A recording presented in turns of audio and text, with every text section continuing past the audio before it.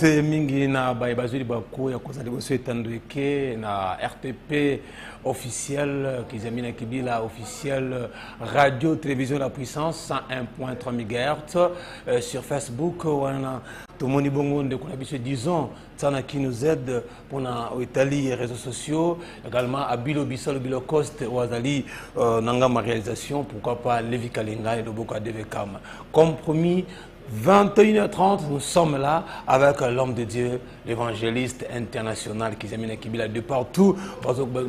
Déjà, est-ce que tu as 30 déjà parce que si j'ai Oyuzali, il y a beaucoup à Makashi, la personne qui développer dans les sango, tout le monde a ça, c'est l'évangéliste international qui s'amène Kibila. Bonsoir. Bonsoir DG Dona Mukeo. Merci mon papa. Tout ce plus comme on a bien bonne santé, bonne mboka.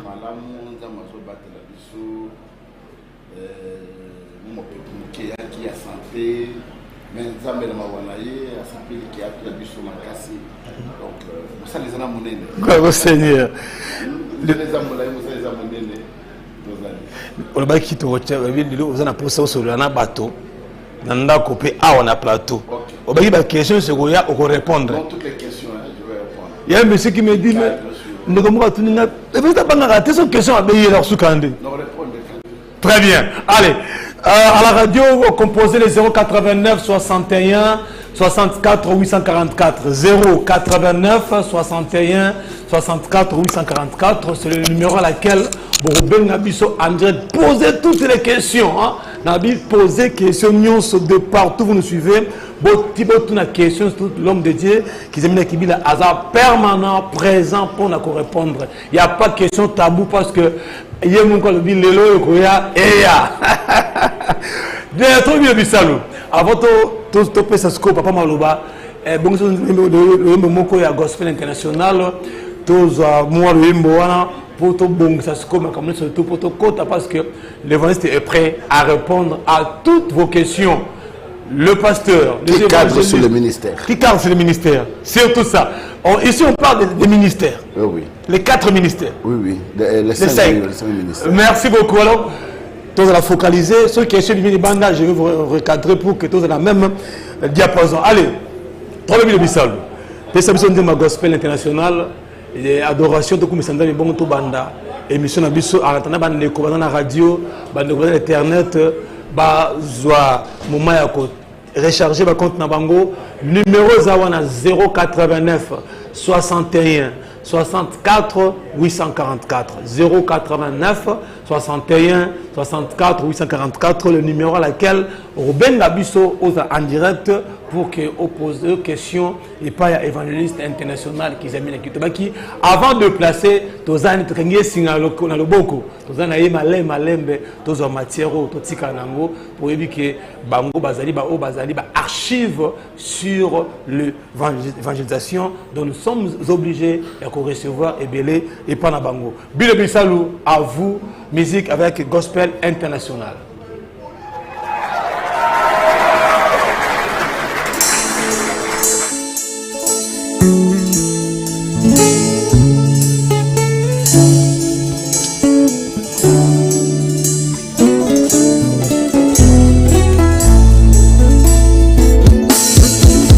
C'est lui qui m'appela à mon nom, il s'appelle Emmanuel.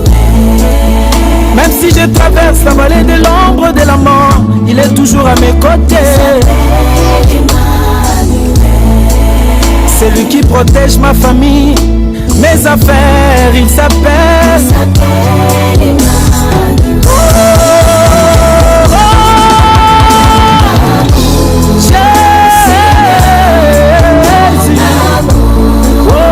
Quel grand amour Jésus a fait de moi. Cet amour qui a changé la destinée de ma vie. Yahweh, oh, l'amour de Jésus qui a su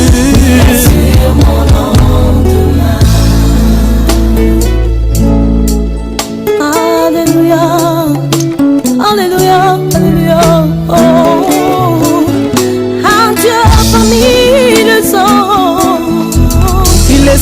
trône de gloire et s'est sacrifié à ma place.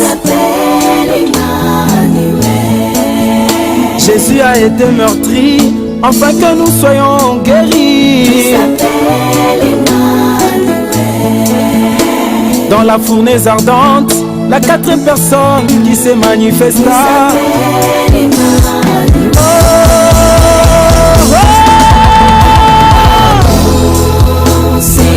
Ton amour, l'amour qui n'a pas de fin, a fait de moi ce que je suis. En colère, riche en bonté, miséricorde. Seigneur, ton amour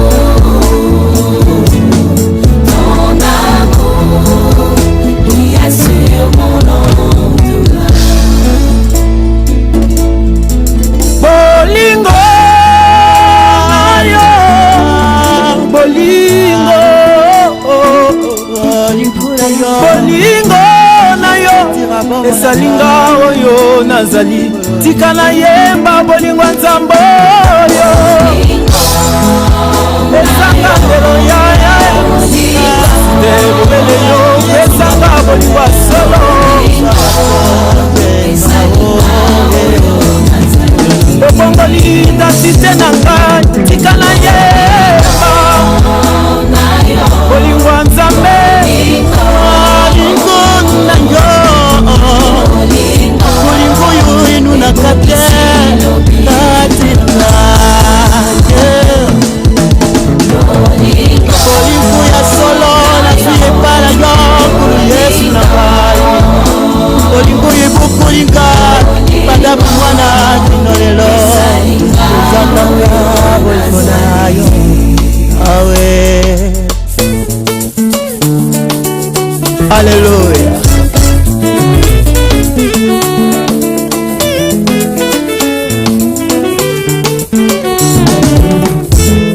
C'est qu'à toi vivant pour faire que tu es. Oh, alléluia. J'attendis la voix de beaucoup d'anges autour du trône. Proclamer. Il a reçu le nom qui est au-dessus de son nom, le nom de Jésus. Les 24 veilleurs se prosternent devant ton trône.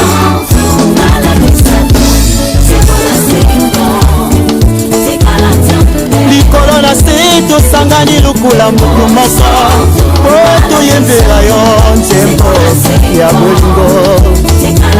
Nabandaka kotambola na nzela mibali ebele bazalaka kolula ngai, kasi mobali moko agani motema na ngai, kombo na ye Yesu. Yaya yaya yaya bolingo motema na ngai, abengi yo mosantu mosantu mosantu olonganga.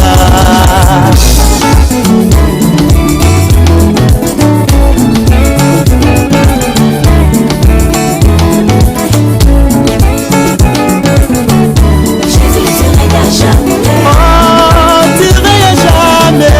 Jésus tu regardes jamais. Dans ma vie, regarde toi, Jésus. Jésus tu regardes jamais. Oh, tu regardes jamais. Nabomo inanga tikala nzambe, mobali ya bandodo nanga tikala nzambe, moto ya lobelinga makambo nanga nyonso babeteli ye lisolo te bana moto Yesu nanga.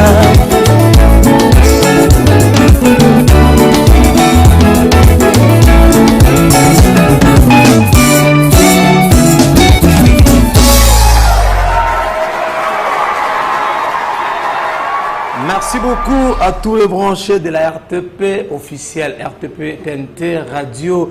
Vous êtes sur les 101.3 MHz qui est dirigé par celui qu'on appelle, c'est-à-dire que Kofi Kimwena, que nous saluons. Je pense que le son est à 5 sur 5.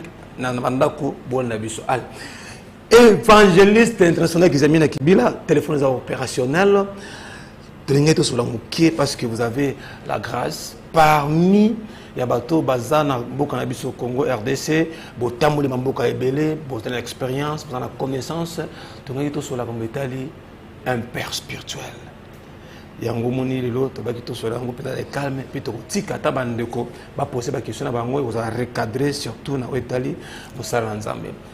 Qui est un père spirituel? Premièrement et deuxièmement, je vais vous poser des questions à la fois pour vous attendre pour expliquer biso qui est un père spirituel et les rôles d'un père spirituel.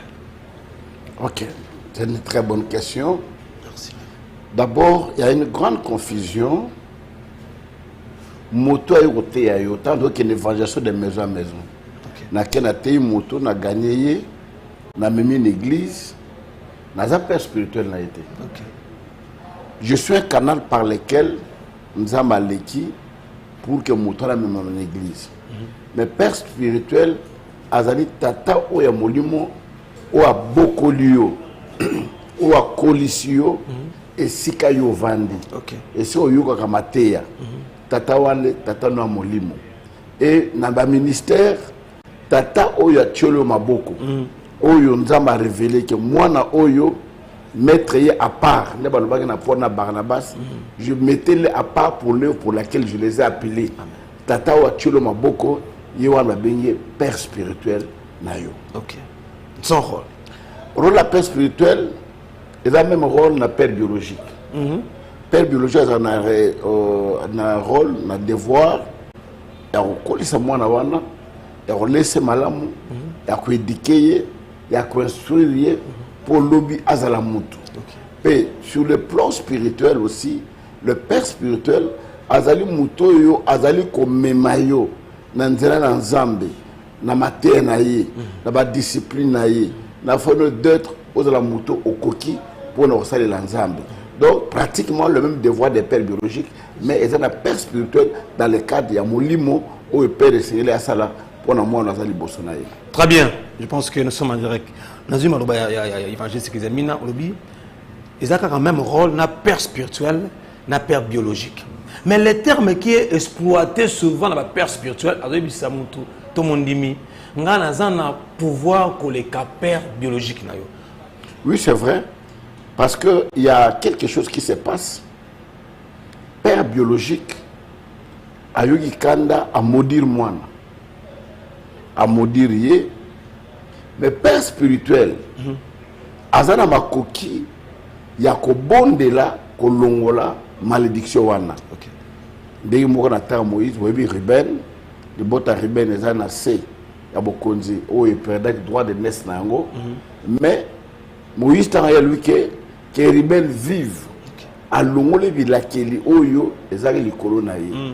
De la même manière, sur le plan spirituel, pasteur, père spirituel, ce qu'a maudire yo, père biologique, a un pouvoir de la c'est dans cette dimension-là, au père spirituel, a beaucoup d'autorité parce que c'est l'esprit qui dirige le corps. Amen. Vous comprenez? La Bible dit que je veux que tu prospères à tous égards, qu'on prospère l'état de ton âme, ou bien qu'on prospère ton esprit. Pour que nous autres ayons prospéré, il faut que la malam. Ce que nous avons malam, donc prospérité aux anathées. Voilà pourquoi le père spirituel a un rôle néné et a joué le corps à moine.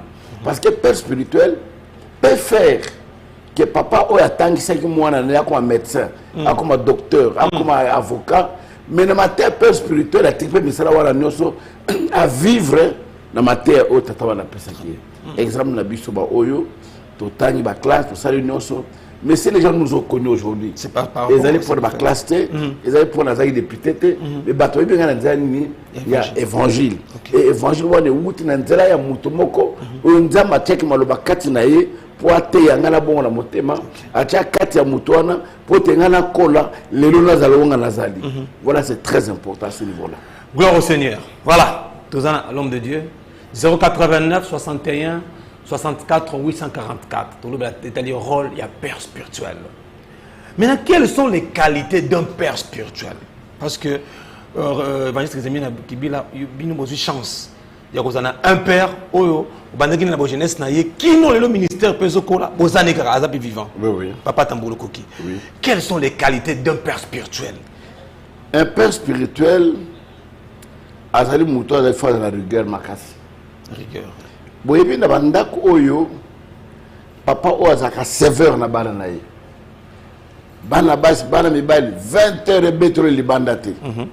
Attaque ndeki fête. Omona mbango wana zozo tete na olala libanda papa linga boyete fazonga. Mais bana oyo bazaka na laisser aller. Ba kei ake olala ni même 2 jours papa camarade na ye azongi ake de fête à voyager na ye bana wana mi ba resistir na vie te. Voilà pourquoi un père spirituel doit avoir rigueur ya makasi. Liboso ya bana wana pour redresser bango. Pour ce rigueur wana ezalité, c'est là où personne dit un père spirituel a trop dur. Ngana ko no dureté na ye et au songa yo ndé wa annoncer ma kama porte tamloko. C'est un homme très compliqué au vivre na ye. Il est trop dur de caractère donc mais dureté na yo wana et ça là que biso ba jamais le retour na auto ça. Et ça que dans témoignage to na ngolelo. Parce que ils a éducation auto zoaki banda bo mwana biso to bongo limitema to kena katna ligne wana. Ça c'est la première chose. Un père spirituel a le rôle donc la qualité na yemususu ezali ko veiller na bana oyo nzama pesi bango. Il faut veiller à orienter bango. Dans le cadre du ministère, il y a autant que mwana oyo ndenga zaboy aza évangéliste, aza pasteur. Mwana oyo aza prophète, aza le kabsongolo à orienter et qualité à père spirituel, aza la qualité oyo et singel na père spirituel a mekakole sabatwa na malamu a lesa bango a sunga bango a orienter bango a aider bango qualité monene ya père spirituel ngwana mais à dehors ba qualité ba il faut pesali parce que aza mutu aza molimoté mais un père spirituel caractère ne faut vraiment mutu mo aza très dur orienté avant de liloba à orienter bana on ma pesi. Très bien. 089 61 64 844. Est-ce que l'homme de Dieu, évangéliste qui s'appelle Kibila, Motonyon soit un père spirituel, n'a formulé la question bien. Parce que je suis appelé au ministère, par exemple. Mais je gère une église de 100 personnes. D'office, je suis père spirituel parce que je gère tout bien. Et ça, c'est père spirituel parce que c'est établi. Voilà. C'est là où Oyoka, l'église, exemple, toujours. L'église est belle. L'église na Boma, Matadi, Mwanda, Lubumbashi, Bandundu, ok, Bapoto, tout ça. On peut parler de l'église, il y a Koko Nabiso. Koko Nabiso, Molimo, papa Botingai, papa Nabino, non. Dans le ministère, papa Zakaka Moko. Même Bana Oyozote Yawana, Yoza père spirituel la bangote. Ok. Oza père spirituel na bangote. Oza pasteur na bango, oza hier na bango. Père spirituel, moko azali ko diriger bino nyonso. Très bien. Parce que dans la Bible, coq spirituel azala kate. On a le père spirituel. Et c'est une grosse erreur. Moi na moko boalbi to yamba coq na biso spirituel. Non. Azala kokote. Azala père na bino spirituel à cause de la kokote. Donc il y a une erreur moko parce qu'il y a un rongé qui chasse un mingi dans l'église na biso le kola ngana za dans un contexte de l'église communautaire. La police est communautaire. Pasteur Didier Zalana Matete, pasteur Kina Zalana Lemba, pasteur Boyena Boye. Mais il n'y a pas comme un père spirituel à quoi naïe. Alors nous avons qu'un seul père spirituel qui est le visionnaire spirituel. Mais dans la communauté étatique, dans l'Assemblée de Dieu, les protestants, un père spirituel dans l'église naïe. Parce que dans le ministère, il y a quelqu'un à qui Dieu a donné la vision. Amen. À une seule personne. C'est la différence entre une église et un ministère. Ah, ok. Donc, un ministère, c'est un don que Dieu a donné à quelqu'un. Dans cela, don à Yohana, à Boti, église. Alors, celui qui veille sur l'église, mais dans la communauté, Moto a une vision de Tosangan qui peut-être statut et 5 biso. La loi, il y a statut, le règlement et 5 biso. Mais Moto a dirigé l'église en dégaine, il y a 10 000 francs, il y a mais quand tu es dans un ministère, tu es toujours sous la vision du leader, il y a orienté, vision, matin, doctrine naïe au coquille jamais changer de doctrine il y a père spirituel dans vous en cadre de ministère. Gloire à Dieu. Je salue Papa Pongo qui nous suit depuis Massina PC Mbote Belé. Merci à Papa Pongo Hubert. Il n'y a qu'un seul père spirituel. Ah, il fallait qu'il y ait un coup de et mission faut garder jalousement. L'église communautaire, le ministère, père spirituel à la Moko. Papa Kofi Kimouina Koma et Malamu, c'est notre royaume Bunganzila. Maintenant, le père a un devoir envers son fils. Oui, oui. Mais autour maintenant il y a fils. Devoir ni fils à nango, nenge papa vandi awa, devoir aux aranini aux anango envers ton père spirituel. D'abord, moi que quand on parle de père biologique, devoir père biologique à Zanango et pas à moi nanaï. C'est pratiquement devoir de père spirituel à Zanango et pas à moi nanaï. Et de la même manière, le devoir à moi Zanango et pas à papa naïe biologique et le même devoir aux pas père spirituel naïe. La première des choses, il fallait se soumettre sous autorité naïe.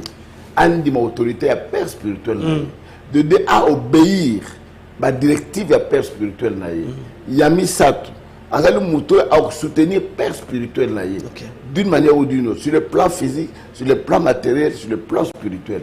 Oyo ming na Congo tozala kanangote. Na Congo, j'ai enseigné un jour, j'ai dit tozala quatre l'église. Un dimanche, paf d'instrument Ezeki. Kouraye ma bébé instrument Ezeki. Na telmi bosso église à l'obi. Bon, moi d'instrument na biso Ezeki, il faut de son instrument. Nana on peut à $200, on peut à $100. Bato on peut s'en bon pour pas son instrument. Il y a église. Mais si on dit que pasteur na biso, azala un problème à loyer. Bana ba sounger na loyer, bato maté. Et on a kilo et on sait pourquoi parce que na mito na biso tout le monde que l'église ou bien le ministère est plus important que les visionnaires ou bien les pasteurs. Non, parce que sans les visionnaires, sans les pasteurs, l'église wana est rosalate. L'église est botami na maloba oya bimisi, na don naye na le kabunaye a boti pe église wana. Alors s'il faut, il y a quelqu'un qu'on doit soutenir plus, c'est les visionnaires, c'est les pasteurs qui est là dans la catachèse, alors la santé malam malam pour écouter abino le bananzam. So les pasteurs azali malamoté, a otape le malamoté. Voilà pourquoi les anglophones au monde qui va dans département où ils s'occupent pour la vie à pasteur, vie à ndakunaye. Mamoso ils va faire batanga, va s'occuper pour que débat va passer le devoir na bango. Ils ont bateau va s'occuper il y a carburé à pasteur. Le papa yo lukila biso nzambe. Bondela lukanzambe ya côté biso évangile, biso to bika, biso to pambola ba. To tuer ba condition wana. Mais que demandez de voir un pasteur par exemple aujourd'hui pas ça qui qui cherche. Akatambo la tamna ba embouteillage na tongo wana ba poko tout ça ayo kozonga ateya ajuta ko méditer parole te ajuta ya ko bondela te ajuta ko sele lokmo te ayo koteya et c'est tellement difficile émergence église wana ezana c'est tellement difficile à condition kazana ba collaborateur ba pasteur oyo ba ko appuyer pour la comme ma vision liboso mais yemoko c'est tellement difficile mais je ne dis pas qu'un pasteur ne peut pas travailler mais il faut relativiser Moussala Nayo par rapport à ce que tu es en train. Est-ce que Moussala Moussala, ils ont empêché le ministère et Kende, ou bien ils ont sauvé le ministère et Kende, ou bien ils ont empiété Nayango. D'où, on a commis le papa m'a passé. Au sein de Moussala Nayo, au sein du ministère, alors il faut mettre ça dans le moko, au sein de pour Bakini Bosso. Très bien. Bande de comme a déjà ébélé. Je préfère les appels parce que dans un téléphone opérationnel, sur WhatsApp, appelez-nous, comme ça, pour recevoir l'évangile examiné qui dit là, les audios, qu'on a moins retard, mais je suis opérationnel, Bengabiso, pour que vous participez à l'émission Yalelo. Évangéliste, vous avez expliqué le rôle d'un père spirituel et puis un fils. Mais aujourd'hui, est-ce qu'on peut adopter un père spirituel? Pour tout le monde, on va adopter père. C'est un papa qui m'a donné la qualité de père spirituel. Je préfère laisser mon père spirituel pour adopter l'évangile examiné Kibila. Non. Je vous donne un exemple. Les gens ont moko où on adopté le cola fils spirituel. Bandi église, père à Koufi, église de Panzani. Actuellement, quand ndengwana azana mutu wa encadrer. Celui-là, on peut l'adopter comme père spirituel. Mais Mouto, yo papa naye azali. Alinga travaille dans la kizamina. Là, vous avez père spirituel naye te, mais vous avez coach naye, na musala na ozala mentor. OK. Un mentor, c'est celui à qui tu vois ministère. Parce que, dans le la mentor, Oyo Azana appelle mon angate. OK. Un mentor, c'est un entraîneur. Dans les évangélistes, dans un mentor, un prophète. À quoi encadrer par rapport à l'appel Nangaï. Donc, un mentor doit être celui qui est dans le même appel que toi. Aza pasteur, il pose un pasteur, Aza prophète, Aza apôtre, il pose apôtre. À ce moment-là, il attaque un mentor, à orienter le malam dans Moussala, et un mentor, c'est celui qui a gagné, la carte a reçu, la carte n'appelle naïe. Mais celui qui a échoué, ok, ne peut pas plus d'expérience. Très bien. Exactement. Merci, Bandeko. Oh là là là là là. Obengi, son ayambi bino bokoti parce que dans mon terrain comme moi mabanga, bato ba kota 5 6 mbala moko za ba mala muté. Ce qui mo ninga obenga, et tchaka tant, c'est que yotika no ninga to zoyer bongo to sola. Et voilà ce qu'ils aiment la kibira. Dans la guerre entre le père et leur fils. Ni ne causera guerre. Est-ce que la grâce et qu'on cause pelelo il fait l'habiter dans l'équipe père spirituel dans ta molécule qui a onction dans l'équipe la population dans l'équipe na dénomination dans l'équipe na mbongo il faut la qui c'est qui na ngane na za tom sou papa na ngamu l'habiter moi on appelle ngapela boulissé parce que la grâce ko lekanga. D'abord papa ko bonisa mwana na été. La Bible dit que les enfants sont des flèches que Dieu met à notre disposition. Allô? Allô, bonsoir. Bonsoir, papa. Alors, Makassi. Le maman Makassi Toyokayo. Comment on frère Isaac? Frère Isaac? Nabengi. Oui. Nabengi na commune de Matete. Na commune Matete, oui.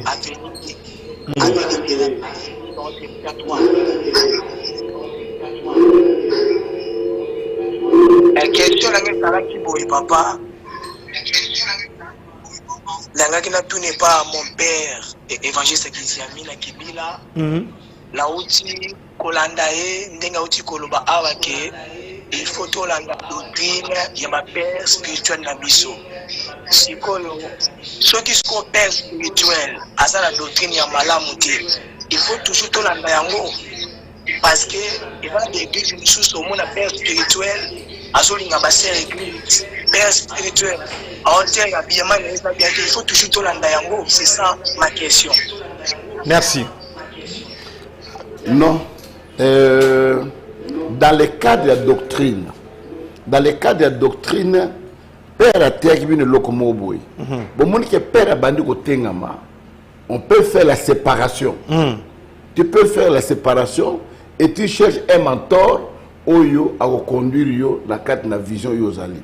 Je connais beaucoup de cas pasteur par exemple ngai na exemple na teibana ke komela masangeza mabe na teibana ke ko bala basme baleza mabe na teibana ke eloko boyeza mabe et quelque temps après na revenu côté ya bango ke non komela masangeza mabe te de kabo boyeza mabe te de kabo boko sala et na te bango ke 10 meza mabe il faut peut-être 10 na yozo ke non 10 meza mabe à ce moment là comportement wambe matia wana eko mabata na séparation.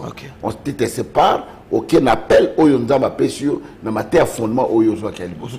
À ce moment-là on peut faire la séparation au Hollande. Maintenant tu peux trouver un mentor pour encadrer yo par rapport na appel pe la doctrine oyo ndimi na nzela na ye. 089 61 64 844 au Bengibiso au Kokota Mbalamoko. Conflit entre père spirituel et son fils. Alors je disais que en réalité, on ne peut avoir un conflit entre un père et son fils. Et puis un fils n'a jamais été plus grand que son père. Les deux, physiquement, papa m'a katarambila, azamo katambila, papa m'a boye azara domestique, azara dans la ville quelque part, papa m'a boye azara sentinelle, nanda komo boye, mais na musala qui sentinelle na yowana, na musala ko katambila, na musala ko tindika pousse na ye. Attention à l'université, au comme ministre, au comme docteur, au l'équipe papa wananini. Parce que ça y est, on va place au commun. Merci papa, tous en déconnaissez. Oui. Allô, bonsoir.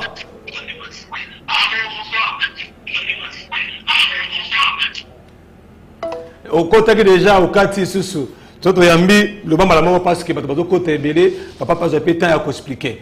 Reverend, vous avez la parole. Alors, il y a un conflit pendant en réalité entre père et moi ne consolaté. Mais quand est-ce que le conflit naît? Conflit est botamaka dans le moment où papa a dit ma grâce à zakat na moi naté. OK. Parce que moi na nyote to botami mandako, au botami aux ali moana. Mais quelques temps après, au sali famille, au compé na bana. Donc en tant que tel même na papa na yo, na retraité yo te na gagner yo te na sala te le kolo zali moana moké. Na respecter yo pe na makambo esengeli yo sala. C'est très important. C'est à ce moment-là conflit zalaka. Papa a limité moi dans la grâce. Ateya, on maboko, on a zali boye, on a 25 ans tête là et robot à conflit. La côté père moi tant moi na wana moni, kenza makumu sali laye, na makumu tombo laye. Azu 2-3 partenaires. On va en moyen, alubinga na koki na legi papa. Moi na alekaka papa tamu kolombo côté. Makamu papa mona kava yo botama. Oyebi angote. Alors, il ne faut jamais dire que moi na legi papa na. Il ne faut jamais dire que moi, je suis papa, moi, je suis papa, parce que papa a mon expérience.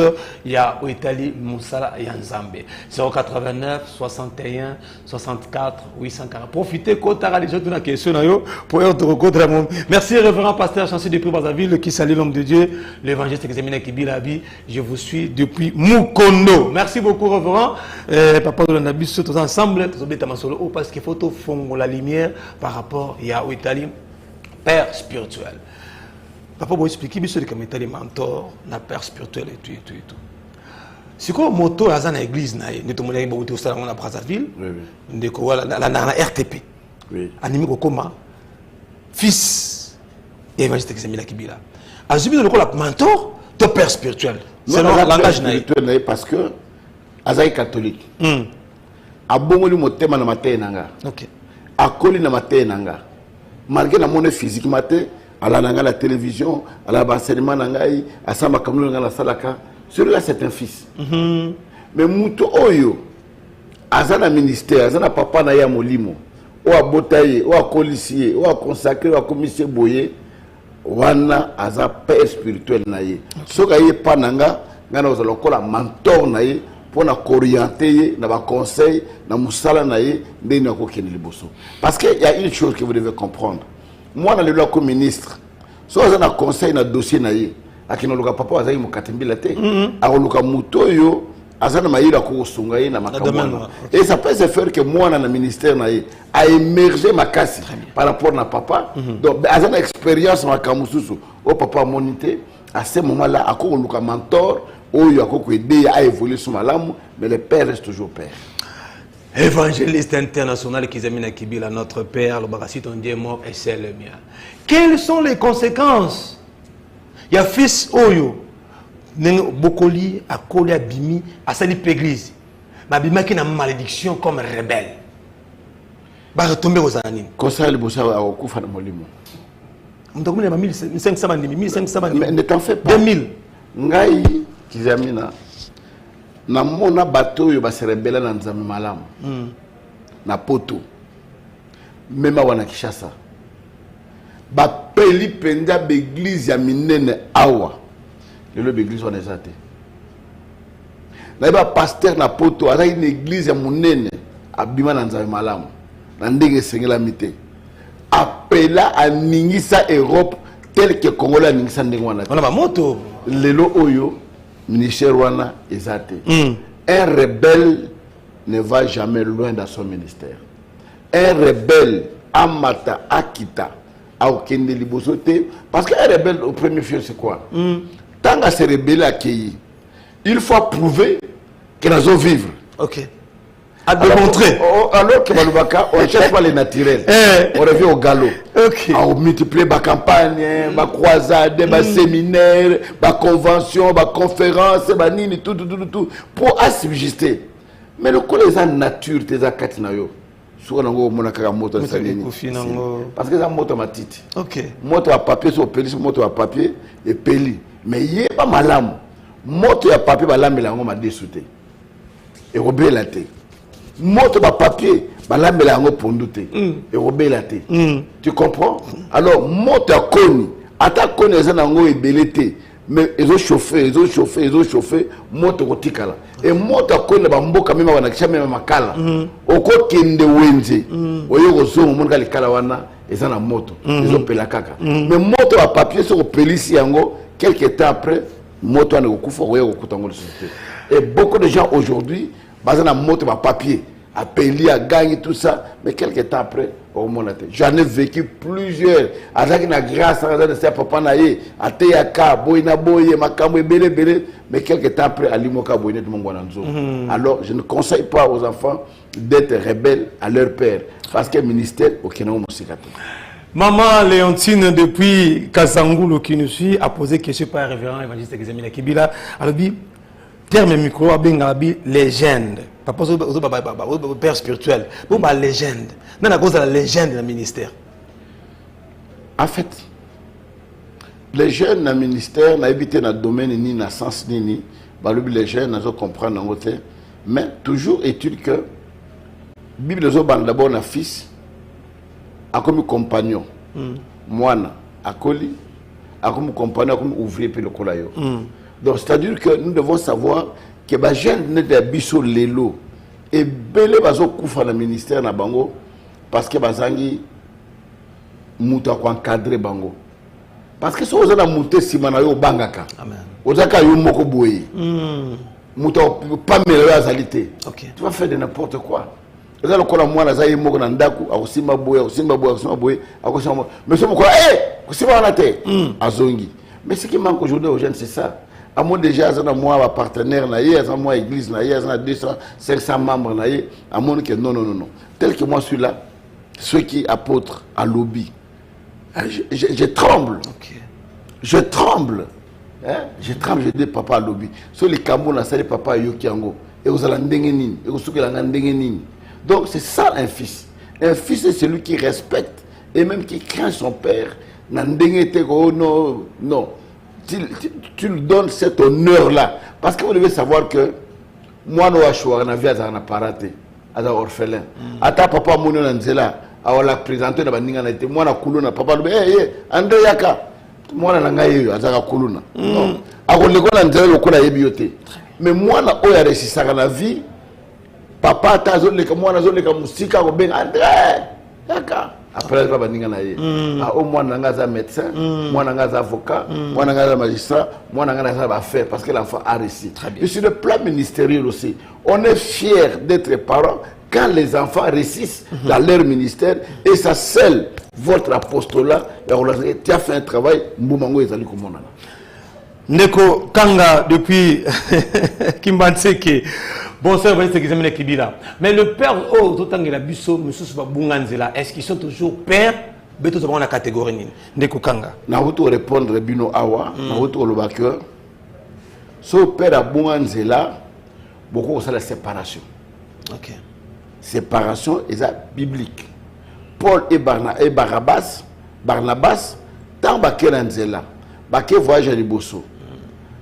Baké voyage à Mibalé. Jean-Marc Wazaki neve na yatiki bango. Ake kangamana koko na ye. Tant ba kere la troisième tour pour ba kende Jean-Marc balinga kere na bango. Alors bité yomba la liboso otika biso. To kende ki to loni soto ndo kende buka yo kenanga te. Alors Barnabas bakangamana Paul na Jean-Marc bakei Paul akei moko. Ils se sont séparés mais ils ne sont pas divisés. Et l'autre c'est ma beza division. La division ça dans le sens où mutazali kobima contredisant même le message qu'il a reçu, contredisant même ce qu'il a entendu, manquant même le respect à celui qui l'a annoncé, prenant même les brebis de son père pour s'en aller avec. Pêche aquarium. Pêche aquarium. À ce moment-là, ça ce n'est pas un fils. Merci beaucoup, Ndeko Bwendelele. Oh, Kombumo Makasi Ndeko Bwendelele. Quelle qualité dont l'évangéliste Kizemine trouve à son père spirituel? Il y a une chose. Attends, mon qualité m'a bien encore le bangote. N'a quoi expliquer bien. Ndeko Bwendelele le suivait. Un jour, Moutou va bien Eli. Eli a belle moto. Moto quitta, moto quitti. Élie a bon prophète à Baal. Moi, c'est moi Jézabel à Télémi. Alors, l'élo, oh, l'élo. Moutou Élie sur l'alité. Le banga Nazar reine en bon côté. Ok. Élie a Kimi. Mais quand vous lisez Élisée, il ne dira jamais Élie Koutou. Akima qui lui moi, c'est moi qui a gagné Kaboye Motala. Akima. Akima Liwa, Élie. Mais à l'oba toujours, c'est que son père a fait des bons. Amen. Parce que ça battu. Parce qu'il a des défauts, parce qu'il a faiblesse. Il n'est pas dit que père spirituel a moutumo kagaza nzambe a des défauts. Non. Nous avons qualité ya malam. D'un côté père nayo, oisa malam. Yango na sunga yo. Et sur na malam ya pota mloko qui dureté naye, et souris biso to za lode. Rigueur naye, et souris biso za vie de prière naye, et même biso za la vie de prière lelo. Makabo ezaki kat yango izo sala kat na biso. Donc voilà pour dire que un enfant doit le suivre. Oui, papa, toujours Kayo. Oui, papa, navandi na commune ya Matete, kombolanga frère Adonai. Adonai, oui. Bon, oui. Bon, question langa on a ngana posé évangéliste Kizamina. Et ça que est-ce que mutu nyonso oya prophétisaka azana ministère prophétique?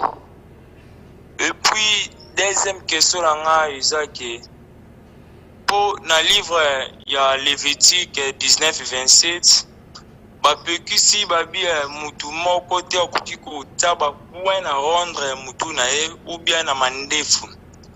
Mais aujourd'hui il y a des prophètes automona azana kuena mutu na ye. Est-ce que bakoya banzela bo? OK. Isa mabi. OK. D'abord la question na liboso atuni que première question atuni qui c'est qui mi? Non, question.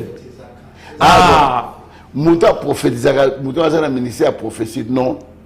Paul dit, je veux que tout le monde prophétise. Tout le monde. Mouta, non, à cause de la doya à prophétie. Mais le ministère de prophétie ne veut pas dire prophétiser. Okay. Le ministère de prophétie, c'est un ministère de la parole qui révèle les choses à venir par rapport à l'écriture. Okay. Il décèle, il décortique, il démontre aux gens les choses à venir prophétiques. Ni ninzama lobby, par exemple, dans ma kamoboye, dans ma boule, dans ma luba, dans ma boya, ça c'est un ministère prophétique. Mais pour prophétiser, Moutonioso a quoi prophétiser. Il n'est pas dit que quand tu prophétises, tu es prophète. Non, ça c'est faux. Et de deux, dans la Bible, dans l'Ancien Testament, il y a des choses que nous devons interpréter pas avec notre intelligence. Par exemple, que na elangamoko balona 2 ou 3 espèces mortes, il y a semence. Mais tout le monde a levé la bilanga sur l'oni nguba ou l'oni pepondo. Est-ce que ça lui somme? Il faut savoir de quoi le Seigneur voulait parler. Quand il parle que Moutaza n'a ndelouté, c'est-à-dire que tant qu'on n'est pas dans Nzambe, qu'on a des mécanismes contraires na oyo Nzambe azali korobana kata lelobana. Très bien. Voilà ce que je peux dire à ce moment. 089 61 64 844. Révérend pasteur Auge depuis Brazzaville qui salue son père Fiabi, je suis fier de vous. Merci beaucoup. Allô? Allô, bonsoir. Bonsoir papa, Obengusa puis papa, Evariste avec Bossonayo. Na bengi bino na monga fula eza pasteur Jean-Jacques. Ok, merci pasteur. Bonjour papa, que le Seigneur vous bénisse. Merci. Nalingaki na tuna question moko. Par rapport à ma fils rebelle et puis ma fils au bazo se séparer na ba père spirituel na bango. Et na ndenge yotolo ba ke fils o ya kei soki akena ba pribi na ya papa na ye, donc c'est un rebelle. Aussi et seulement si le fils avait une particularité, bon, permettez-moi de dire ça, dans Waki, ba brebis ba bimi na kati ya ndako ya papa, ba landi fils. Est-ce qu'il y a un problème ya fils? Tout problème ya ba brebis. Est-ce qu'il faut zongi sa bango na ndako ya papa ou bien ça va? Très bien, merci beaucoup papa. La première des choses, Noël Sabino Boyker, moi, tant na bondel pour na moi na ngamoko asa pena monga fula na Paul Nzuzi. le ministère la compassion, je pense, la consécration. La consécration, oui. Na bondel ponaye. Na seyinga moko. Ba oyo ba moni. Ke ba ko kene na mwana nanga. OK. Ba ke no sunga na musala. Ba ke no travailler na ye. Boya awa nga mona sambela pona bino libérer bo ke no sala na ye. Mais quand le brebis te suivent, mais non. Oyo teite. Il faut batikala. Et d'ailleurs, tant aux autres dans le ministère à papa na yo, aucun autre ministère à côté l'église à papa place aux ala quitté. OK. Nga la vana na Yolo Sud. Yo obimi au église à Yolo Nord à 500 mètres. Intention on a monté zani. Zanini. Tu vois? OK. C'est que ça crée. Donc, zone Chabango, bakende et pas à tata parce que tant bazala yikuna na yo na bango, vous avez comme les libérés moko. Biso ba bana. Ba uza bana. Alors, et puis je donne un conseil au pasteur. Bato bakolanda yo. Aux autorités ming likolo na bangote. Parce que ba yebi yo. Ah, tant que zaki kuna kutu na modération ya zako sala bien te. Tant que zaki kutu kuna et loko boyeza ko zala bota zaki papa matin non. Zobana oyo yo ko imprégner autorité na yo, ou ko imprégner vision na yo, ou ko imprégner directive na yo. Très bien. Là c'est très important. Autour de moi, rebelle a tombé qui est mort 4 matin parce que j'ai parlé au début, il y a une conférence de la presse dans Brazzaville. Je parlais que tu ne peux pas réussir dans le ministère ce qu'on a dit principe, il y a appelé. Amen. Ce qu'on a appelé. Et même appel, il y a 3 sortes. Il y a des appels autoproclamés. OK. Autoproclamés à l'engal à apôtres na bibi na kei. Il y a des appels nominés. Atne toza boye 4 na biso na groupe wa tozo bana bord na biso yo ozala leader na biso la pasteur na biso. Ozala kola bana baza na 4 na désert. Ba kei ko visiter Cana, ba zongo ba bino tozo en Égypte. To lukana to chef awa azo ko biso en Égypte. Mais bato ba luka ko zo en Égypte ba comment péter. Très bien. Ba on va ko fana nzela. Donc il faut éviter ça parce que je suis là où je vous parle, j'ai quitté le ministère de la foi audacieuse, j'avais un impact pas possible. Très bien. Apôtre Azoteya, nana rebonde pour la babel. Mais nakenda, nakeba na ministère nana. Amen. Allô, bonsoir, ndekobeng biso komunani. Papa Zali Bosonayo. Papa Ezali, Papa Job depuis Ngaliema. Papa Job depuis Ngaliema, il va s'azoyo kayo. En tout cas, c'est mon abolanda papa nangai. Merci. On a mai na miso ezo kitangai. Merci. Na yebite na zana pota papa lo batali lo ba moko pona mopomo inangai. Et en plus loko mutu na botenga. Poto mutila biso mate lekaki mabi na tongo signal ki maki. Et wana e fortifia ki biso makasi. Et respect pour moko boye le ki. Merci. Nzambe pambola mwana no Job. Place Azali, oyebi posa motema na ye, sungaye mi monsa kata bo moyi na ye, na pamboli na kombo no Yesu. Amen. Bonsoir DG Donald, le journaliste béni de l'Éternel. Bonsoir à l'évangéliste Examina Kibila, Jean-Oscar, l'homme de fait. Merci pour l'émission qui nous éclaire sur ce sujet très important et intéressant. C'est l'évangéliste et pasteur Jean-Bruno Pili depuis Massengo. Ma question est la suivante. Que dire au ministre de Dieu dont le père spirituel est déjà décédé? Il aurait un père spirituel ou un mentor? Bon, quand le père spirituel est décédé, tout le batata zaka moroti. OK. Autant de batata leki, autant de batata koloto. Donc c'est-à-dire qu'à ce moment-là, tu as un mentor ou ya orienté ou ya prédiquer pas père zaka moko. Ozana mentor ou ya aider yo ou orienter yo. Très bien. Tout une de la signe. Allô? Allô, de combien vous comment on oh là là. Oh là là. Tout un de la signe. Allô? Oh là là là là là. Allô, Mbote, vous comment on oui. C'est le pasteur Mardoché depuis Kimbanseki. Pasteur Mardoché depuis Kimbanseki. Papa, il va Azali Bossona sur le Béni. Bonsoir, papa. Bonsoir. Oui, question d'Angeza Boy. Parce que papa lobby, pour la père spirituel, il y a une beaucoup la moine à Rokoli Saepe à Rochele Maboko. C'est question d'Angeza Boy. Mwana oyo papa atieli maboko te soit azalaki pasteur mais mpo abimaki kosala ministère na ye papa asambeli mpo na ye te abimi kaka bongo ake kosala ministère. Deuxième question oyo aza peme na papa mais aye koyebisa papa ole papa nzambe aloba na ye mais aye koyebisa papa ke nzambe alobi na nga tinanga mabo. est-ce que esalamaka toza normal? Merci papa. D'accord.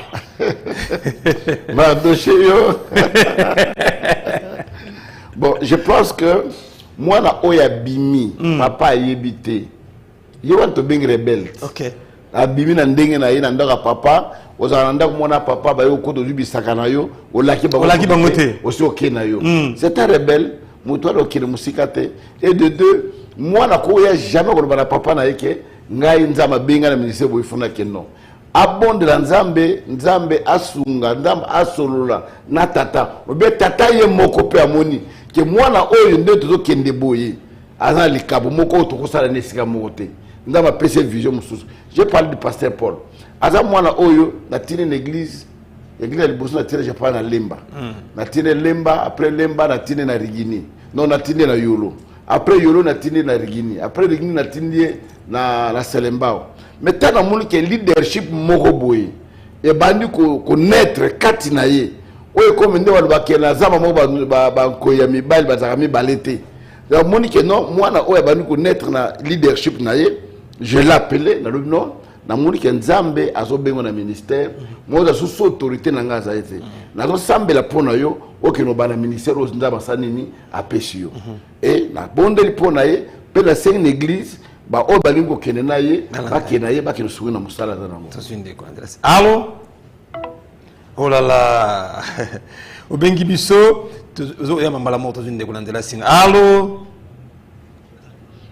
Le moment kato kayo. Allô? Oh là là. Ndio so obengi biso za lo ba obengi biso komunani. Na komuna nga Joel ndiko Joel nazana ngaba to bengi no depuis ngaba oui papa za liboso na olobi nini bon na pesi nzambe merci to pona papa na biso l'évangéliste Kizamina aza papa auto considérer makasi auto lingara makasi o baza parmi ba papa oyo lelo baza 3 au bazo banga nzambi makasi. Merci ndeko Joel. Mutune na nini? Mutune na ngezali ke eleleza na bato ebele bazali kodiembela na sima ya kilta ba mort. Bazo diembela na sima ya kilta ba mort. Oui. C'est ça la question? La passage biblique où lorsque Jésus amataki na ngomba na Pierre na Jean na Jacques lorsque Eli na Moïse bayaki mais bandeko moko ba mema biso na mabulu yeki balobi ke ba mort existaka relation ya batu bakufa ezalaka po Yesu asolola batu bakufa. Très bien, on comprend la question. Papa c'est prière. D'abord, il n'y a pas de relation entre les morts et les vivants. Tango Saoul a quoi que invoqué Molimo ya Samuel. Samuel Albani, pourquoi tu me tourmentes? Et d'après mes des choses, sobo tangi na kat na Bible, beaucoup de monde n'a jamais ba porte place ba dora ba koufi. Place ba sala culte ba koufi. Et tirer la cause à la tête. Parce qu'aujourd'hui vous devez savoir, il y a déjà que des révélations erronées. Alouké lok moboye abimisa ko ba mona kaza danze. Mais Bible lobby to ko poser ba fondement mususte en dehors de fondement oyo ba porte ba poser. Amen. Umutu nyos a rotonga en dehors ya fondement ba porte as anathème. Voilà pourquoi dans lobby na batke le culte des morts n'existe pas. Aucun que l'autre. L'autre mutu akufa. Mais qui te dit qu'ils aient peut-être l'esprit moboye latin tout mutu wana? Il est très important. D'abord, yo mutu na bomoy. On a plus important que mutu akufa. Mutu akufa solo na nzambe te. mutu akufa kabona na nzambe mutu akufa na Saint-Esprit kat na lisusu te mais yo mutu za vivant Dieu t'écoute. Voilà pourquoi même tango pauvre Lazare na riche riche a le bagini père Abraham tinda Lazare akeno obi sala bande konangai po ba ya awate na passion zo monde. Amen. Abraham abisengeni mutu za kat na biso awa akoki kozonga lisusu kuna na mokili te wake no yebisa bande kuna yo kuna na mokili Moïse azali batei bazali soki ba yoki bango te ba yepe ndenge mo na epana yo ndenge moko lelo mutu akufi ayo te ayo te ça devient de l'idolâtrie pour mona batu musu lelo ko kene ba cimetière ko kene ko bondela etel azaki na onction makasi na ki osam na onction na ye non bondela luka mutu azala bo moye azana impact azana onction abondela pona yo ke mutu akufi. Maman, la message est très important pour l'évangile, c'est que vous avez mis la Kibila. Bonsoir Radio RTP, merci beaucoup Maman Mélanie depuis Mbinza. Albi a tout l'évangile, c'est que vous avez mis la Kibila. Ozala Moutanzame Malamu, il y a dit Nabala, tous a rappelé à Solomon à Tambolokoki.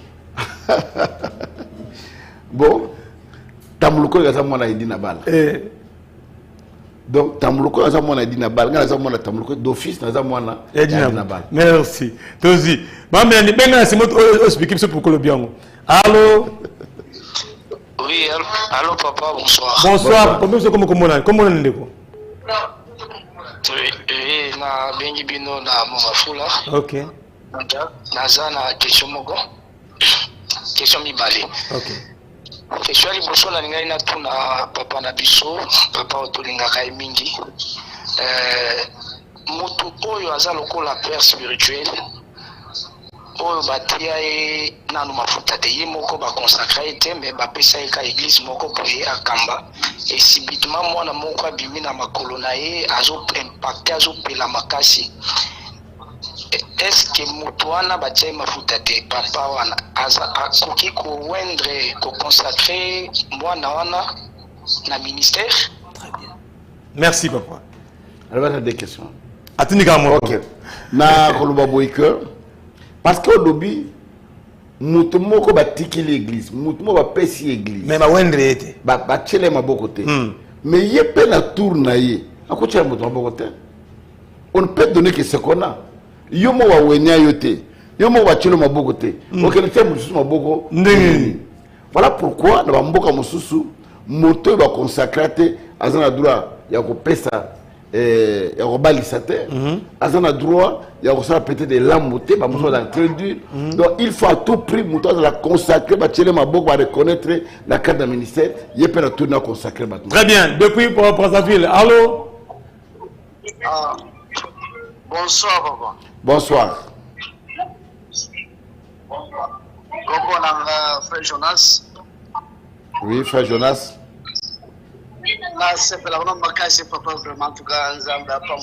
Merci. Il y a une conférence à la joie de l'État des actes pour la Moussala, Nagna Yaguna. Mais quand on a une émission, pour le bac, il faut que vendredi, on a vendu à tout le commandeur, télécommande, na Bassina Moana. Le bac de pour l'angai, vraiment, en tout cas, Namusala Nzambe, Ambatsanga, na niveau Zambasala pour la vie. Amen. Merci, papa. Papa. Nzama pambola yo, nzama mayo bem ko leka o sali kati na bomo inangai. Nazana besoin batuba leka ngai. Mwana leka tata. Et même le ministère dans le Sanaban nanga bo leka ngai parce que souvent rarement la père spirituel va d'être ban bataille. C'est rare oui. Mais moi je vais à l'église na kosata un mois na kena l'église net awa na kena va na ban bataille na yo qui peut la foi vient de ce qu'on attend. Et ce qu'on entend de la parole de Dieu, c'est très important. Allô? 31, allô? Bonsoir. Bonsoir papa. Et vas-y, ça va bonsoir Nabiso. Allô? Oui, papa, c'est le cas. Oh. Nalinga bandeko abinga bele na suka so misoko mokinga bo banu benge bele tuzinde ko mususu. Allô? Aïe. Allô 64. Alors, bonsoir. Bonsoir, oui. Oui, c'est le pasteur Séraphin de Timon-Afula. Question nanga ezali nalingi natuna epai évangéliste papa Kizami na Kibila boye. Parce que soki mwana abimi papa reconnaître yete côté mwana ke abandi ko exercer ministère si mazongi epai papa. Est-ce que mwana wana za rebelle to mwana wana esengeli papa confirmer et pas libérer. Mwana abimaki après zongi sus, d'accord. L'homme papa. Eza lokola puku. Il faut que puku ba yeba na ba poil. Oyebi ke o puku azamba, o puku andaku, o puku tel, o puku tel. Mais ozo puku déjà otumbi ba poil na ye nyonso. Oyo otuna papa o puku nini akutatone. Eza andaku ou bien eza ya zamba. OK. C'est de la même manière mwana oya bime akei kozonga. Est-ce que tata wana pena osambela pona ye na ndenge sengelami? Est-ce que relation ne uzala malamu? Ako sambela pona ye quand même, asambeli mwana ye, asambeli. Mais nazo conseil na bato eloko moko avant okende ba bonde la pona yo après okei. Mais okei ozongi plus ok et makamlu no kuta na pozonga. OK. Po yo mwaki okoki okei, mais ozongi pona nini? Ayena bataba, ayena parce ngombe par là quelque chose qui n'allait pas aux Zongi. Mais je conseille aux jeunes serviteurs, je conseille à tous les hommes de Dieu qui me suivent, comme Meka Kobimaten Dengwana, au se rebeller au Kei, au Yoki Mateya, au bien Dengeni, tout ça. Étant aux Zongi, est-ce qu'on réparait ma Kamosalaki? Allô? Allô? Oui, papa, comme on a dit, il va s'attaquer à la bus. Bon, na bengi bino na Kingasani, kombo na nga Frère Giscard. Frère Giscard, oui. Na c'était la moko ya la puissance na sengi pa ya papa. Asala lo sambo kaka pona ngai po na balaki moko ya mosali na église ya Kimpeti. Ya Kimpeti. Ngai papa ya Jean-Jacques oya pambola kana Kimpeti. Oui. Yango na sengi kaka sala prière pour na biso ilongo na libota tozo sika moko awa. Ah, OK. Merci beaucoup papa. Nzambe pambola papa jusqu'à pambola libota na ye balowe Kimpeti ba comme na Kinshasa mabele ya Kinshasa etosa bango et pambola bango na kombo na Yesu. Amen. Merci beaucoup, maman de Konabus Moyembi depuis Brazzaville, la sœur Laetitia Ngenga, Apesi Evangeliste Mbote Belabi, papa Nalandao depuis Brazzaville. Merci. Merci. Allez, tout de suite, on a la signe. Allô? Allô, bonsoir. Bonsoir, maman. Et puis, ça va aller bonsoir dans le Bénin. Ah, maman, Nimbisanga pour la voix. Il faut nous quitter côté non. Merci. Bon, on a remercié l'évangéliste vraiment. On a humble vraiment solo. Moi, on a mon conseil jamais de capalaye. Amen.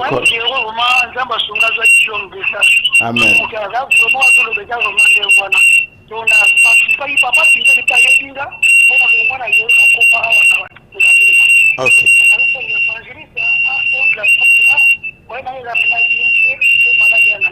Merci beaucoup. Nzambe na bondeli pona mwana no maladi nyos na ndako na nzoto na bana na yemoko ekene musika na kombo na Yesu.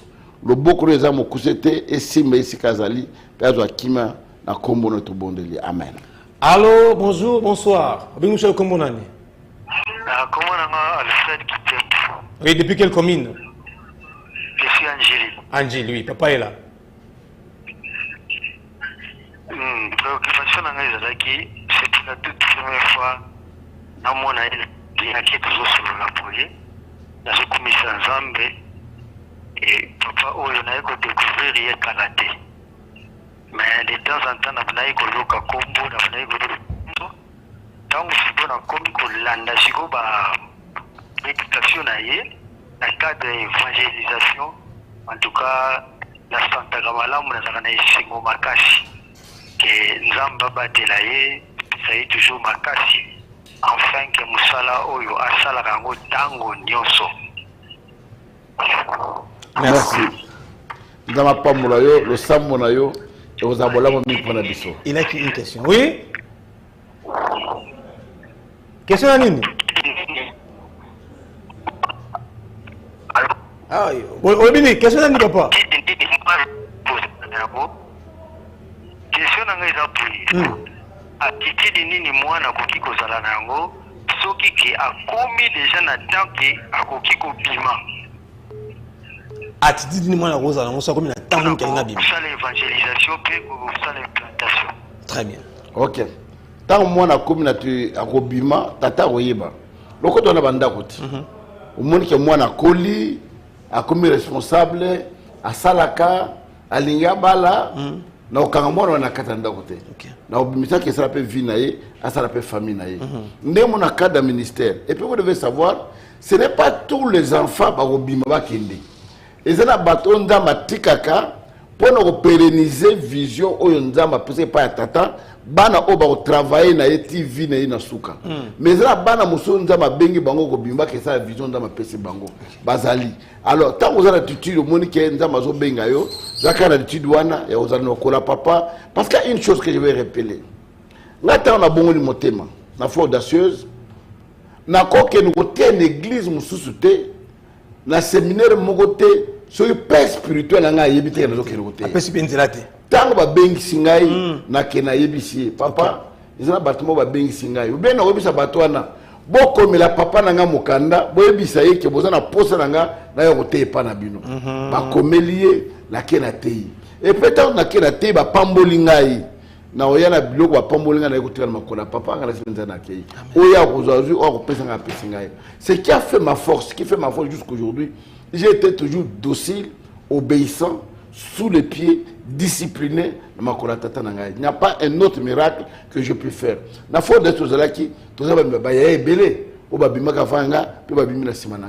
mais pourquoi je émerger parce que je suis sincère, je suis honnête et pas un père spirituel.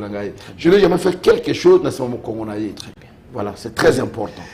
Merci beaucoup, Maman Godé Gondembe. Alors, depuis la résidence, Abi, je suis fier de vous, évangéliste Examina Kibila. Merci, Maman Godé Nzama Pambolayo. C'est une déco. Allô? Allô, pasteur. Oui, maman. Allô, pasteur. Oui, maman. Bonsoir, papa. Bonsoir. Eh, tu as une émission à Kala, tu as vu ton Tu l'as ça en direct. Moi, écoute, tu l'as ramené, tu as moi à 3, tu l'as ramené. Abi, regarde, pasteur. Oh. Tu as chaque 6 heures matin à Randa. Bobengi biso wapi? Tu as la barombo. Na ba kombo nani? C'est Natacha. Ah. Tu sais, la louange, mais tu as pasteur chaque 6 heures. Amen. Dans l'air à mon île, quoi, avec le temps à chaque temps, elle dit, allô, pasteur? Oui. Ça va? Ça va bien. Ça va bien? Qui de papa, c'est fait le bon de la poêle, papa, là, on prépare les balles, la zamba, on a fait ça, ma coquille. On fait ça. Et bien. Nzambe libala eza mokano na yo, libala ewuta epa na yo, pesa makoki pona libala wana. Bitumba nyonso we na libala wana, eza na buto eza na moi to longi yango na kombo na Yesu. Pambola bano bakende liboso na kata libala na bango. Na bondi. Amen. Tout est 5 minutes, na pesa ngolu la chance na bato ba benga rapidement, loba o est essentiel parce qu'il faut papa que nous paiement, ce que tu as rendez-vous monsieur to royal susu. Ce qui peut rendez-vous pesa minute peut-être à voyager, je crois que tu ba après retour à voyage. Bona sana no. Bien Michel Melocoste 089 61 64 844 Bandeko Radio 089 61 64 844 on a la poste papa na biso Examina Kibila même le numéro Rubenga biso to pesa na coordonnées comment est-ce que mon papa soit to na bureau na Kimwenza avenue Kapela numéro 8 na commune ya Makala ya Kalamu plutôt et sikani église ezali quartier général, il y a ministère, la puissance du nom de Jésus-Christ dans le monde. Ils expliquent au Bungité, si ton Dieu est mort, c'est le mien. Au moins, le Boko Nzame, au moins, allô? Allô? Bonsoir, papa. Oui, bonsoir. Bonsoir. Comment on a fait gloire na bengi wita na njia. Ok, papa Zawa. Nena tuna question pa pasteur. Nabi apporte na bala zaki na bana ebele. Oui. Mais bana na nyosa abimisa bango officiellement tata bo maboko to yebi histoire za mutakala papa bamsu babima bagenda osala d'église bamsu bayebisa bamsu babima bagilelo baza na l'église ya minene par rapport na zo bakefo osenga par rapport à bana nyosa toke baporte mutombo bazala kuna bapasteur Soni ebele ba mama Shaumba ebele baza kuna baporte tamboluko ebele na musu na yebite bamsu babima sa bata bo maboko bamsu balongwa na sepako ba continue vision na été na ntiko na wana ko loba ni yango. Oui, bato ebele yo tangi wana baza bato yo babima ndenge wana te. Baza bato yo babima ki vraiment na sa loboko ya tata. Abondeli pona bango. Parce que moi muso ko ya na bondeli pona na ndako. OK. Na bondeli pona ye nzaba bengi yo zo kende exemple que moi na zo kende poto. Na bondeli pona ye. Aza ministre d'État mais alinga voyager na bondeli pona ke na poto kuna ndama bengi na ministère. Na ko loba te que moi na wana bondela pona te na bondela pona ye. Alors bato babima na rébellion. La première des choses, c'est d'abord visa papa na bango. Deuxième chose, critiquer papa na bango. Ba respecter te. Ba ça la dignité offrande te. Et au moment le ko lobi makamanza malam. Au moment que bato ebele na kat na rébellion wana ba kena bongo. Ata ministère comme minene lelo ministère elala. Et ça les lok mo peuple mo boye ya renverser ndako wana. O comprendre ngote. Situation politique ina kat na mboko kimi tout ça église etikali na sima ekoi. Parce que ils sont sous la bénédiction du Père. Merci beaucoup. Allô, bonsoir. Merci beaucoup. Allô, bonsoir. Allô, papa Nangai. Bonsoir. Oui. Nazepeli comme moi, papa Kizamina. Merci.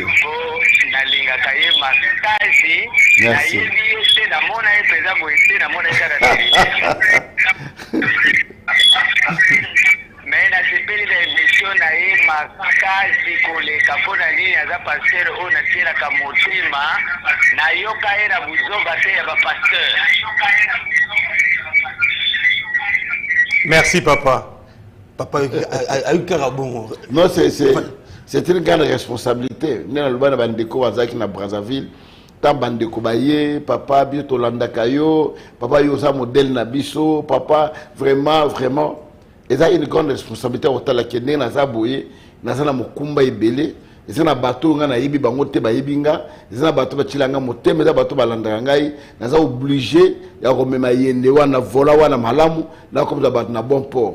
Na za la au cas de chitité pour na bango. C'est très important, mais là on a aussi na bino pour bon de la prona ngai. Azali mutu, ma prière na bino et au sunga ngai, au prenga makasi parce que ils appellent bitumba. Taba dodo ba la liga passer qu'ils aiment na ba musu pe ya monde amuli ali bo. Zela, le peut piéger mon goto sala boye, aye ba kai ke yepa azali lokola biso. Tous en déco. Prière na bino est très important. Yasuka. Okati ndeko ngai. Ah là là, okatete, tous en déco suka. Révérend Chansimo Bidebi Brazzaville, vraiment excellence. L'homme de Dieu, vous êtes excellent, extraordinaire. Waouh! Que le Seigneur vous bénisse. Merci beaucoup, merci révérend. Merci. Tout en Dekwasuka. Allô? Oh là là. Appelle monsieur. Appelle monsieur Koti. Allô? Ouh? Allô? Oui, papa, excusez. Non, on a autre pour poser question. Il y a attitude ni moi na beaucoup j'en ai reçu la ligne. Deuxième question, ah, des questions. Oui. Papa na biso a connu qu'on a visité biso na njili oui, na njili. OK, njili. Na njili ya na on a fait na posta un jour aya pour évangéliser na njili na recette la mine. Na rien na njili ko évangéliser. Mais attitude à moi na lingo bima, il faut avoir attitude à moi na zala kanango et papa na ye, ya botosi, ya komikitisa, ya royeba que ata na zo bima benge bo bonde la pona ngai, mais azaka to moi na komikitisa. Ata abimi akei, azaka moi na komikitisa. La preuve la ndenga na zana papa na so ka bengi ngai. Mikolo apezinga komo mususu. Akomo benga diamant. Diamant. Alors bi diamant na ngai. Quand ça papa so benga ndewa, c'est-à-dire que tu es beaucoup pour lui. Amen. Tu es beaucoup. Encore dans tout ça, il faut relation avec un papa. Et comme la dimension de boy. Par exemple, moi, na père spirituel, moi, na porte amuloko qui a moi, c'est Asuka. Mariage, naïe, bah, je vais prédoter samedi, je pense, exactement sur le 23. Nga na que non, samedi à moi, au Tozali. Nga na que non, nga na Brazzaville. Na campagne à Brazzaville, na date, na talubi. Le col a yo au Kozalate. To changer date et comme le 31 pour yo il faut zala. Pen accueilli, ils ont prédote, bah pèse sa prédote environ, bah pèse sa prédote. Bah pèse $250. À Tindelinga $100. Après bah nous sommes $10, $20, $20. Pour ça que relation tozana yango, et ça relation sous teka boye ya ya pèse non et comme la dimension comme le niveau mususu. Et je préfère la bana nzambe na teyaka que yo na papa na yo beaucoup de complicité moko boye qui est inséparable. Et ça, il y a des boye net to botama na bakila na famille na biso ba problème ezalaka. Et ça la famille te problème ezalaka te. Mais pour ne banda ko to botami ba problème ezwama to longa ba famille wana te. O ba Congo ba lobi ke singa famille et ben nanaka na te. Mais pour la nini église et katana. Non, et ko katana te. Papa a sengi biso mingi. Merci beaucoup. Allô to sisana ye. Allô. Allô, bonsoir. Bonsoir. Ah, je suis très content. Nalité makasi pour na kota bandana bandi bozo ya makasi bozo tele bozo kota. En tout cas, quand on avait tikali la dernière personne na bondeli nzambe na bi waouh, que ça soit vraiment moi et tu vois c'est voilà que na. Très bien. Oui, en tout cas, pasteur Kijamina, franchement, je suis très béni. Je vous appelle à partir de Yolo. Merci. Je suis à Yolo, c'est du terrain Kankar. Oui. Oui, je suis pasteur Roger Piamayo. Oui, pasteur. Reverend, bon le bako, nous t'en vers la fin. Oui, papa. Au modèle pour Nangai. Bien que j'évolue dans un autre ministère, dans une autre communauté, mais chaque fois que je viens à Yolo, j'assiste dans des prières, même je suis en CPC, Nayakawana, franchement, na bonne de la ensemble, que oui, vous êtes un pasteur modèle pour moi. Mais pour ne pas prendre beaucoup de temps, j'ai une préoccupation particulière, même. Bon, je préfère que vous ayez comme ça pour poser cas particulier après l'émission. Un révérend. Justement, pasteur que na préoccupation avant sala. Franchement, Dieu m'a dit allez voir Kijamina. Je vais le faire. D'accord, appelez-nous après l'émission alors. Voilà. D'accord. Merci. Merci. Allez. Allez, nous sommes arrivés à la fin. Excusez-nous, s'il vous plaît. Vous qui êtes du côté de la radio, la télé, c'est disponible.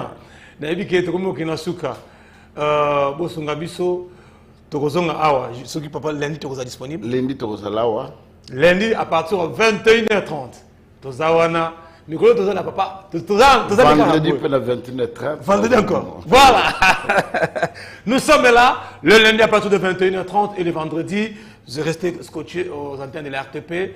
Au RTP officiel depuis Brazzaville, Angola, de partout. Révérend Vincent, Angola, Topession Botebele, il y a le bi Alingaka. Et Vincent examine qui bi la makasi, surtout Katika histoire dans Angola. Les Angolais, vous avez monté mon abus, mais trop comme on a fait boyété. Révérend. Ok, question à Otuna. Vous avez une question. Tout le monde a qui lobby, j'ai dit. Ah, on a côté la chambre Moussou, tu as côté la chambre Moussou pour répondre à Bisso. Vous avez bon de la ramine pour le Congo. C'est précis, ça m'a toujours pour le Congo. Pour la paix à Mboka-Bisso. Rencontre, il y a le président Fachi, na Ndeko Fayulu, Martin. Il y a qui ont dit. Mais vous avez un Mboka. D'abord, l'église moko, père spirituel moko, c'est normal que Bayaman. Et d'ailleurs, pour moi, je pensais dès le départ que père spirituel na bango, Obabengi Roladalo, dès le départ, il fallait ça la nyoso, apaiser en tant que père ya kosangisa bana na ye ya réconcilier bango batala de bonne direction. Mais le coup les salami, je pense que c'est un souhait de tout le monde. Merci.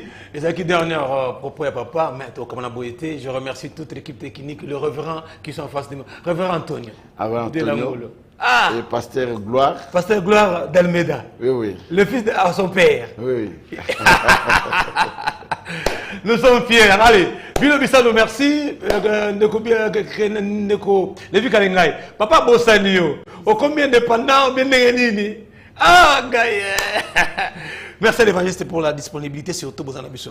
Merci beaucoup. Nous avons pas mal de connaissances, Balande Bisso, Balande à la puissance, chrétien Nyoso, il y a Brazzaville, il y a Kinshasa, partout où vous êtes. Soyez bénis, apôtre d'Almeida, maman, Ndeko Grâce, Ndambe, Apambola Bino, Apambola puissance, Apambola Balande Nyoso, Nankolo, révérend Antonio, Azalia Wanabiso, pasteur Gloire, Nzambe, Apambola Bino, Apambola RTP. Et que nous sommes musika, batebeli ba bongo na motemba e banzam na nzela ya instrument wenza mapesa kingai. Merci papa. Merci beaucoup. Allez, Bilo Bissalo Bilo Coste. Papa Kofi Kimwena, merci pour tout. Je me salue tellement très bien. Merci, bon rétablissement mon ami Bob Lengwa. Je t'aime bien, nani ngabo mingi de Bob Lengwa, Joaquimia, Ozongela Bisso. Merci na pasteur Guy Nayolo, pasteur Serge. Ah non non non. Bossi mingwende bokoti na vision papa obongo bozana no wana pasteur Guy bozana no wana pasteur c'est bozana no wana pasteur la posa na bino. Merci na ya Didier Nzola Tima Yanzo église et sepelaki et beti maboko. Soki sumasi azongité tokuta na biso lundi à partir de 21h30. Toutes vos questions sans tabou papa za pour répondre ango et le bang sandi pas ne yango na banga question. Allez, portez-vous bien. Ciao. Merci papa.